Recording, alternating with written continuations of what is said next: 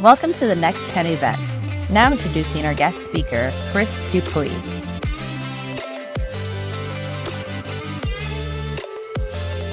Before we get into things, I want to run a quick exercise with you guys. So everybody pull out your phone and pull out your notepad. I'm going to ask you 3 questions, and I'm going to have you curate 3 lists based on the answers to these questions. So the first question is, where do you spend your free time? There's 24 hours in a day, and you are spending them somewhere. Don't include work, don't include school, and don't include social obligations. When you have downtime, what are you doing? I'll give you 10 seconds to curate a list for that.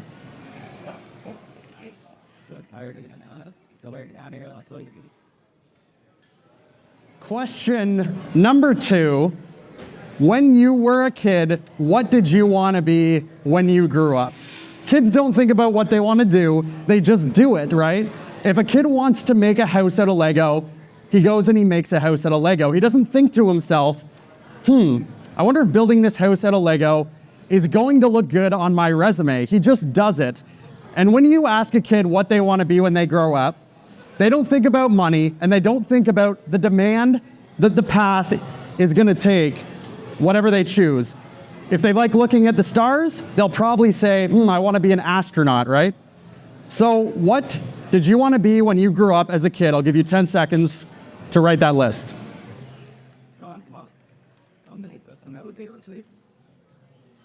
And for the third question, what would you like to learn more about? A lot of people have this misleading belief that you have to be really good at something for it to be your passion. But in reality, something to be your passion, you just really need to want to learn more about that thing. So is there something you've been dying to try out? What would you love to learn more about? 10 seconds.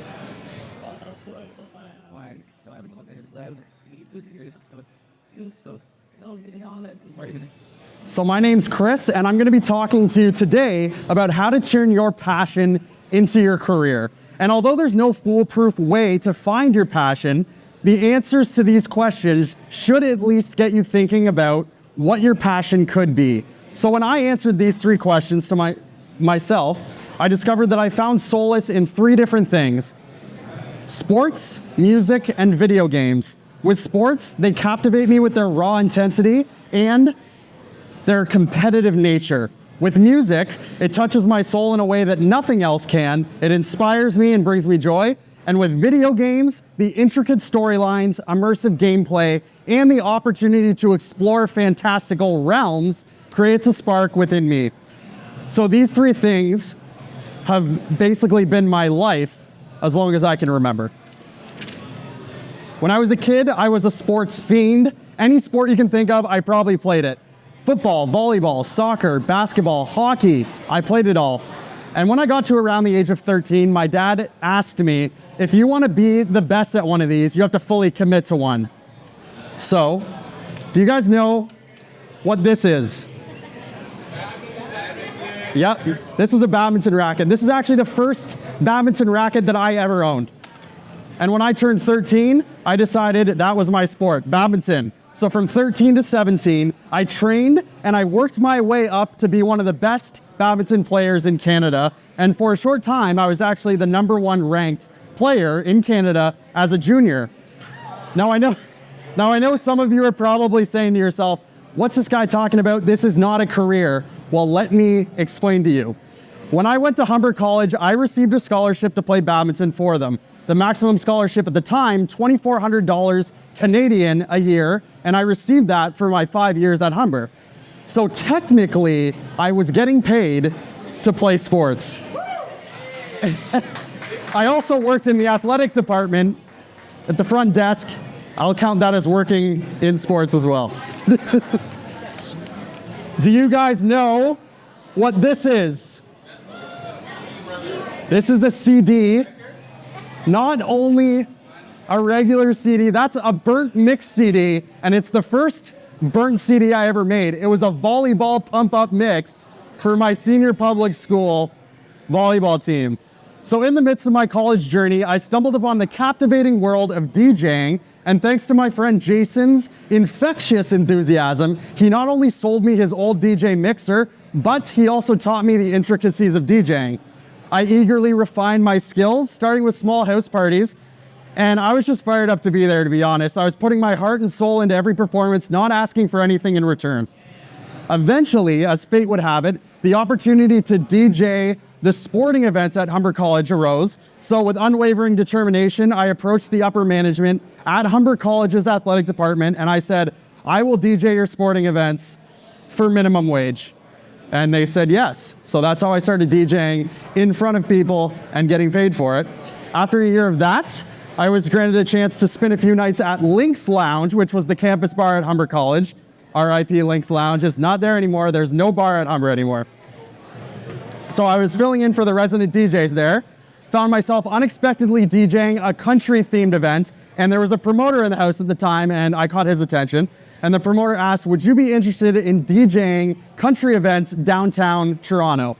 Now, at first I was like, I don't know, 2 to 3 hour commute every single time I need to play. And also, this was like a 300 to 400 person club. That's more people than I had ever played in front of. But at the time, I was reading the book, The Secret.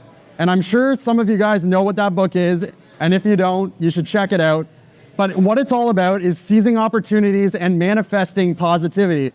So with my new inspiration from this book, I decided to say yes.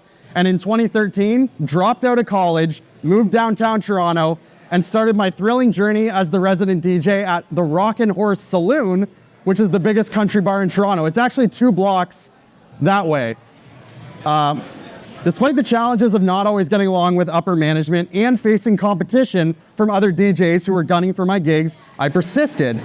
I became the sought-after country DJ in the GTA, and with relentless dedication, I secured contracts with, as Alex said before, Lululemon, Ted Baker, and the renowned Budweiser stage. From 2017 to 2020, I opened and closed for every single country artist that graced the presence at the Budweiser stage. Not only solidifying my place in the industry, but also manifesting my dreams into reality. Thank you. In my DJing career, as time passed, I started to feel burnt out. Late nights, long weekends. I was working Wednesday, Thursday, Friday, Saturday night for 7 straight years. I couldn't see my friends. I couldn't see my family. Relationships were strained. And all of this overshadowed my once burning passion for DJing. Then the COVID-19 lockdowns happened, dealt the final blow, closing bars and casting uncertainty upon my future. And instead of freaking out and just kind of waiting to see what happened, I decided this is a turning point and this is a chance to forge a new path for myself. Last one. You guys know what this is. This is a Super Nintendo game, and this is the best game in the world, in my opinion. First game I ever owned, and also the game that made me fall in love with video games. So throughout my life, I nurtured a deep love for retro gaming and retro game collecting, and I honed some pretty cool skills which allowed me to build a retro video game collection with using essentially no money at all. So what I would do, I would buy big collections of video games, keep the stuff that I wanted for myself, then sell everything else off to pay for what I paid for the collection, essentially adding stuff to my collection for free, right?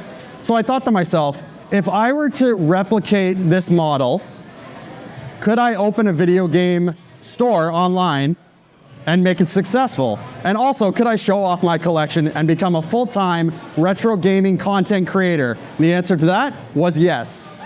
I said goodbye to DJing, embrace my opportunities ahead. However, with new endeavors come new obstacles. Finding inventory was obviously a struggle at the beginning. We're talking about filling a full online store of inventory. It's hard to get out there and find that stuff. And also storage was an issue. I lived in a 500 square foot apartment. Thousands of items needed to be stored, okay? It just filled our apartment. We couldn't have company over. We were stepping over piles of video games constantly, but we made it past that. My girlfriend's still with me somehow after that, but today, I run a successful online video game store with an annual revenue well into the 6 figures, and I share my passion on thriving social media accounts My online presence on social media drives traffic and engagement to my store, bringing fulfillment, financial stability, and joy.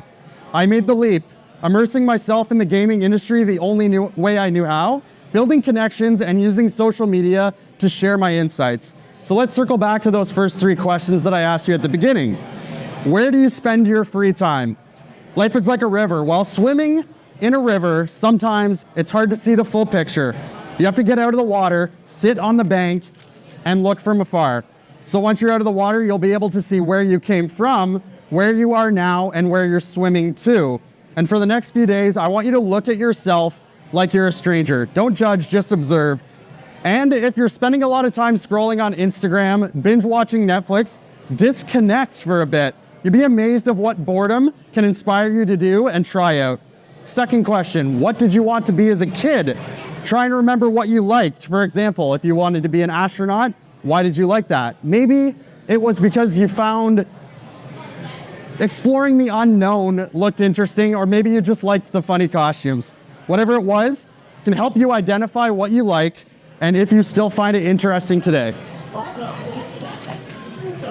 Last question, what would you like to learn more about? Is there something you've been itching to learn about? Go ahead, try it. Don't be afraid. And after you've tried it out, you'll realize that you either absolutely love it or it's not what you expected it to be. And if you find yourself enjoying it, maybe you've found your passion. If not, then you've learned more about your likes and dislikes. My journey's taught me a few invaluable lessons that I'm going to share with you today. The first lesson, your passion is not a luxury, but a necessity. It's the language through which your soul seeks expression, the driving force that propels you towards a life of purpose. It's within these depths of your passion that your true potential lies, waiting to be unleashed. Second lesson, turning your passion into your career is not without its challenges. There will be doubts, both from within and from others. You might face financial obstacles, societal pressures, and the fear of failure. But it's in these moments of uncertainty that your true character is revealed. And it's here that you have to summon the strength to persevere and embrace setbacks as stepping stones to success and not as failures.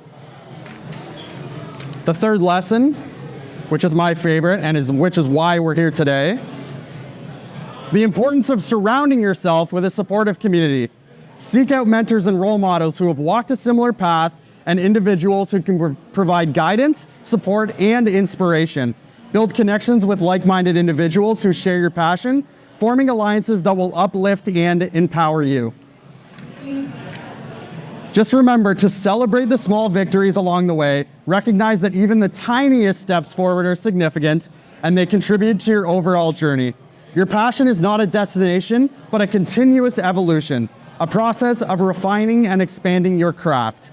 In conclusion, my fellow seekers of passion, I stand before you today as living proof that turning your passion into your career is not just a lofty ideal, but an achievable reality. Yes, it may not be an easy path, but the rewards that await you are immeasurable. So I invite you today to ignite the fire, and if you're struggling to find out what your passion is, remember these 3 questions. Where do you spend your free time? When you were a kid, what did you want to be when you grow up? And what would you love to learn more about? Thank you. That's okay.